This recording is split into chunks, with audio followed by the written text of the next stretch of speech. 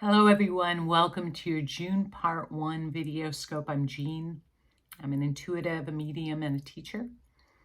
Thanks for subscribing if you feel moved to. And I have a class coming up this Sunday, June 2nd, that will be discussing your own personal Jupiter transits as it corresponds to your natal birth map. So areas of growth, areas of patience, areas of focus will all be covered in this webinar session on June 2nd. The links for that are below. So we had quite the solar storm during May 10th and 11th. Strong electrical currents surged through rocks and soil. And along the eastern seaboard in the United States and the Midwest, voltages reached levels up to 10,000 times higher than usual. And this really caused significant plasma injections, creating a need to stabilize these vibrational energies in our bodies, in our minds, DNA, and the earth herself. I slept for 10 hours at the height of these storms and then entered a deep 2-week period of regeneration, profound regeneration and renewal. And why I was not here the second half of May, the first time in 14 years, half a Saturn cycle. So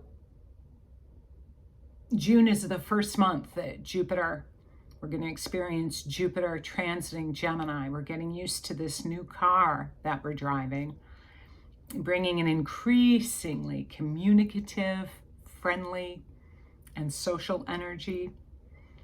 This connection is essential, I feel, to our development now. And you'll find that this time can help clear up misunderstandings with others and the world if you can stay curious and open to new information. However, Jupiter can also lead to an overactive mind. So it's helpful to remember to slow down and ground yourself, especially when making decisions and setting goals.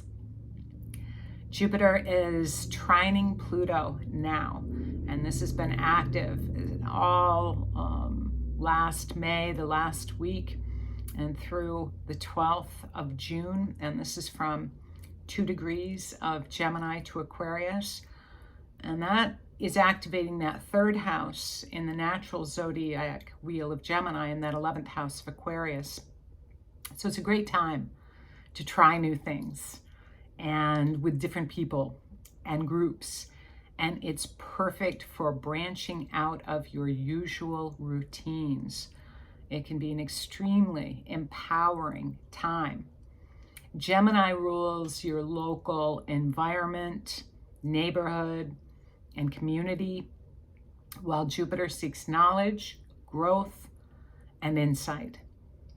So engage in small talk with strangers, ask questions, read books that have been sitting on your bedstand for some time. Many ideas can take shape now, and some things will come much more easily as well. Remember to breathe and take in information without getting overwhelmed by too many words. Now, from June to 4th to the 16th, Mercury transits home sign of Gemini.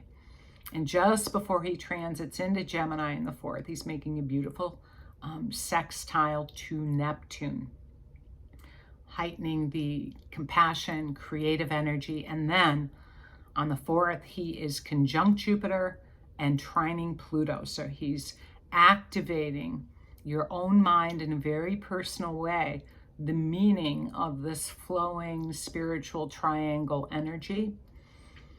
This period can be highly activating and should be extremely healing.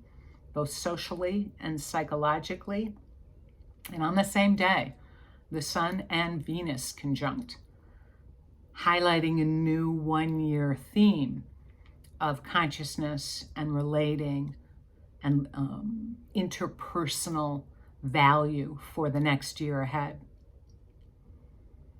A new moon in Gemini follows on the very next day, on June 6th, and that is, of course, conjunct Venus and Mercury. So carrying with it a real love, kind, relational energy. It is squaring Saturn in Pisces, which can really be highlighting the old patterns, the subconscious patterns, old fears that are ready to be seen and integrated and pulled right into that heart space of yours in a loving manner. And it's sextiling this new moon, Chiron, and that North Node in Aries. So it's feeding into that developmental sense of identity and sense of self in a healing, growth-oriented way. This new moon perfects on June 6th at 8:38 a.m. Eastern Daylight Time. This is a gorgeous first week of June, just gorgeous. Now, starting from the 8th, we do move into some more challenging energy, potentially, as Venus is squaring Saturn, and followed by the Sun on the very next day from Gemini to Pisces. So that's 8th and 9th.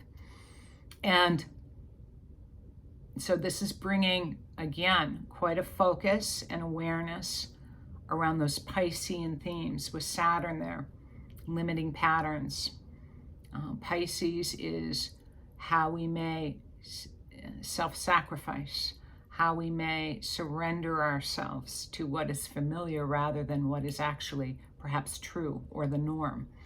Squares to Saturn are often, travel with the missive, things are not as bad as you think. So hold that energy. But squares are always a time to take stock and assess and adjust accordingly.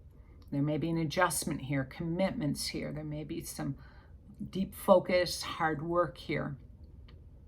And we are heading into Mars square Pluto. You want to be really gentle as this is perfecting on the 11th, I believe, but it's an orb from the 9th onward. The last Mars-Pluto square was October 6th in the cardinal signs of Libra and Aries. And cardinal signs, remember, always are initiating something, and this is when that event in the Middle East began and occurred. From the fixed signs of Taurus to Aquarius, this is more of a stubbornness, perhaps, lack of flexibility. It can carry quite a persevering quality to it. I mean, there's lots of potential expressions, but this kind of transit is always bringing up and out subconscious patterns, reactiveness. So you want to be mindful of your energy, of your environment, and those around you through this Mars-Pluto square, as unexpected and unpredictable behavior and events typically occur during this square. From the higher expression, see it as purging more, bringing up those pieces of self, because this ascension is not an out there event, it really is an in here event, as we're lovingly bringing up these old programs and patterns to be included in the heart space, right? Mars will continue transiting through Taurus until July 20th, and that will finish this year's personal planet transits of Taurus. There's been such a huge focus on Taurus, the Sun, Venus, Mercury, now Mars, really going deep with these areas of being grounded with the earth and self-esteem and persevering qualities and self-love and skills and finances and how you earn your money. So it's very much a purification time, working with our inner selves and clearing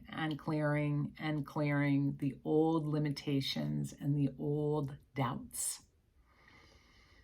The guides had this lovely communication. They said, we suggest that many of the experiences, challenges, and tools you have agreed to on this planetary evolution was decided by you before you came here. Your birth chart is what you said yes to in this incarnation. It's all there. It's all in there as the geometry keeps working. And we ask you to simply meet what you see as failings or mistakes with kind and wise love. You can develop a practice in which to do this, which need not be complicated or lengthy. It can be as simple as, I am stepping into the remembering of my true self today, and in the light of great love and compassion for this human experience. Be well, everybody, and much love to you. Take care.